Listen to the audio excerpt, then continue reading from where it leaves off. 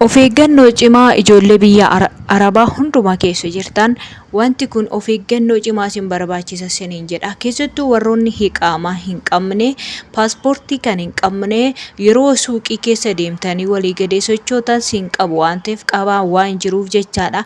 Biyya kam keessa iyyuu jiraadha isin paaspoortiin qabdan iqaamaa hin qabdan yoo ta'e jarittiin lo'anii sin qabu yookaan nama sin kenna yookaan immoo sin kennu garuu miciiwwan kun jara kana yoo argitan iqaamaa uffatanii jiru. Egaa Itoophiyaawii ta'uu keenya hinuma beeku sinin jedha jarittiin kun. Nagaan koo jaalalaa fi kabajaa bakka isin jirtanitti isiniif haa baay'atu. Hordoftoota chaanaalii kootii ashamaa harka fuunee akkam jirtu nagaa keessanii ani nagaa kooti obboleettiin keessan like share gochaa koottaa ola seenaa. Warroonni arra tokko jettanii mana koo dhuftan maamila koo ta'u hin dagatinaa. Akkasii isiniin jedha akkuma viidiyoo gubbaarratti argitan kana ijoollee shamarranii kana yookaan dubartoota kana lamaan jechaadha otoo isaan waa bitachuudhaaf gara suuqee deemanii wanti kun taateen kun Dubaayii keessatti ta'uu danda'a, Suudi Arabiyaa keessatti ta'uu danda'a, biyya Yoordaan yookaan immoo Beerut biyya kamiyyuu haa ta'u iqaamaa seeran hin qabdan taanaan iqaamaa otoo hin qabaanne walii gadee yeroo sochootanii waa bitachuudhaaf adeemtan keessatti isin mudata jechaadha. Yeroo ammaa kana keessatti biyyoonni akka malee Suudi Arabiyaan qabdee mana hidhaa keessa ijoollee keenya intuttursu waggaa lama waggaallee kan guuchisantu jira jechaadha. Garuu biyyoota kaan keessatti kana badaa miti. Amma barbaade yoo ta'e iyyuu torbee takka torbee lama ji'a takka sirra sinidhani si gashu gara biyyaa jechaadha.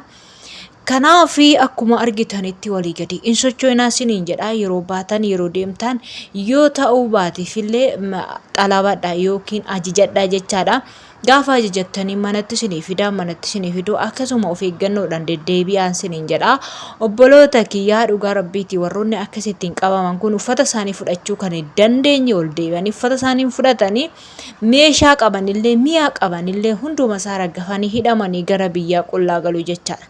Miciyoo tokko Suudi Arabiyaa keessatti kan qabamte daqiiqaatti qabamte waan rattee ishii rakkoodhuma sababii rakkatteef baay'ee jennaan baate saniin booda qabamte waan rattee qumxaa uffata qumxaa yaada mana keessa kaawwattuun gara biyyaa imaltee biyyatti galte jechaadha. Gaafa qabamanii gara mana sirreessaa isaanii keessatti darabataman isuma sirra jiru sanaan kaatee galta malee wanti takka wanta ati qabattee galtu hin jiru anatti qabdu sun hundumti isaa ergiif jedhee tafachaa. Keessattuu ijoolleen biyya Arabaa keessa jirtan iqaamaa kan hin qabne paaspoortii kan hin qabne mana kireeffattanii kan jirtan mana xalabaa kan jirtan jechaadha. Mi'oota garaagaraa bittanii amma baatan mi'a bibbittanii warrattanii gaafa galuu kaanii galmanyuu jenneetoo erganna gara biyya keenyaa kaaruu erganna jettanii gaafa carraan immoo akkasitti isinitti dhufte hunda shirgif jedhee isin jalaafa jechaadha. Amma tokko isin warri amantummaa hin qabne fi iqaamaa yookiin paaspoortii hin qabne yeroo waan ta'e biyya keessan keessaa bitadha bu'aallee hin qabu. Biyya ormaa keessa yeroo akkasittiin bibbittan bu'aa takkaallee isin hin fayyadu faayidaallee hin qabu. Wanti isin barbaachisu isin yeroo hundumayyuu waan hojjetattan kamuu gara biyya keessanii ergadhaa. Guyyaa itti qabamtanii gara biyyaa galtan waan hin beekamne tarii hoggaa sirraaftan manatti isinitti seenuu danda'u. Tarii immoo otoo isin karaa deemtanii otoo isin waa ta'e bitachuu deemtanii akka shamarroota kanaa durboota kanaa jechaadha qabamuu dandeessu jechaadha. Gaafa qabamtan gara biyya keessanii waan galtaniif iyyuu wanti isin hojjetattanii mana keessanitti walitti qabattan qarshiis mana qabaachuu dandeessu, warqis mana qabaachuu dandeessu, uffatas mi'as mana qabaachuu dandeessu. Waan hedduu bitattanii biyya sana keessatti kan nuurtan gaafa akkana carraas hin qabe immoo wanti bitattan wanti hojjetattan sun hundumti isaa sin jalaa afa jechaadha. Kanaaf of eeggannoo guddaa godhadhaa. Shorxa yeroo sin qabde harka waan barbaade isinii ta'an garaan laaftu shamarroota keenya jechaadha. Waan ajaa'ibii keessa jarri kun silaa iqaamaa godhachaa jiru.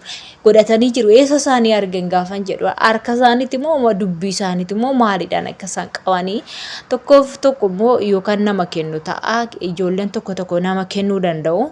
Warroonni shorxatti gara isaaniitti illee siqee jiru kennuu danda'u jechaadha ijoollee keenya. Kanaaf isin of eeggannoo guddaa isin barbaachisa. Obboloota kiyya baay'ee isin jaaladha baay'ee isin kabaja. Kanaaf ergaan koo kun ijoollee mana kontiraataa hin jirre qofa ilaallata malee warroonni mana kontiraataa jirtan waan ilaallatu miti. Isin fakkeenyaaf yoo bakkeeyyuu hin baatu ta'e paaspoortiin qabdan ta'e Shortaan tokko yoo isinitti dhufee sin qabeyyuu isin yeroo sanatti ani mana madaamiin hojjedhaa paaspoortiin qaba qaaman qaba bilbila madaamii keessatti kennamu bilbila isaaniitti bilbilanii si deebisu jechaadha. Isin rakkoon qabdan isa warroonni rakkoo qaban obboloota keenya ala bakkee bahanii hojjetan jechaadha. Miidhamni isaanii miidhama keenya miidhamuu immoo hin qabanii jijjiiramuudhaaf hojjetanii jijjiiramuudhaaf manni tokko gaafa namaa ta'uu dide bahanii mana jijjiirratu yeroo bahanii mana jijjiirratan immoo akkasitti yeroo qabaman immoo baay'ee tokko nama gaddisiisa jechaadha. Gaafa of jijjiiruudhaaf eenyuudhaan keessattuu immoo ijoolleen inni kaan irree homaa miti warroonni wantoota baalagee hojjetan jechaadha. Yeroo ammaa kana keessatti Saudi Arabiyaa keessatti baay'ee isaanii qabanii saaxilaa jiru.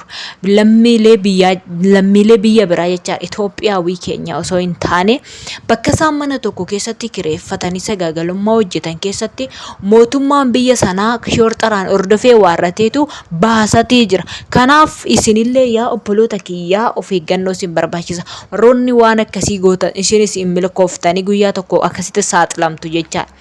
Kanaaf waan akkasii gubbaarraallee of eeggadhaan siniin jedha warri eenyu jettan of eeggannoodhaan deddeebi'a warri kaayyoo keessan immoo galmaan qabuudhaaf hojjetachaa jirtan of eeggadhaati hojjedha warri waan biraa barbaadan immoo gara biyya keessanii galaatii ofirraa heerumadha. Heerumtumti biyya ormaa otoo iqaamaa hin qabne paaspoortii hin qabne biyya ormaa keessatti heerumtan kun gaafa dhirsi qabame niitii tafa gaafa niitiin qabamte dhirsa tafa tokko galee tokko hafa jechaadha. Kanaaf waan akkana biyya ormaa keessatti of eeggannoo guddaa sin barbaachisa isiniin jedha.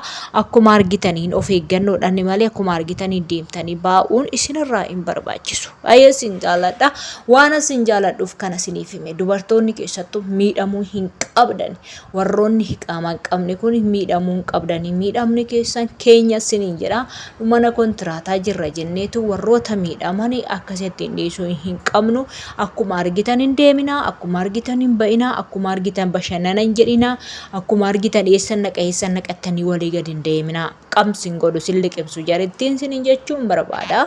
Yaa obboloota kiyyaa inni kun dhaamsa kooti. Nan isinii qabla share godha. Maamila koo ta'uu hin dagatinaa. Hordoftoota kiyyaa baay'ee sin jaalladhu. Baay'ee sin kabaju. Sinin jechuun barbaada. Ergaa koo asumatti goolabeen jira. Waan dhaggeeffataniif hedduu takka galatoomaa yaada qabdan immoo koomentii irratti naa barreessaa. Rabbiin lafa isin jirtanitti sinaa eegu bashannana dhiisaa of eegaa isiniin jedha. Gorsi koo ishuma tanadha. Obboloota kiyya kana Rabbiin isaan haa baasu shamarran babbareeddoo tana jechaadha akkasitti qabamtee akkasiiwwan deemaa jirtu argitanii jirtu yeroo gaarii naaf qabaadhaa. Turtii gaarii viidiyoo biraatiin amma walitti deebinutti isiniin jedha obboloota kiyya. Baay'ee sin jaalla baay'ee sin kabaja. Jaalalli koommoshii honne irraa taate jechuun barbaada. Baay'ee turtii gaarii ciao viidiyoo biraatiin amma walitti deebinutti umurii dheeraa naaf jiraadha baay'ee.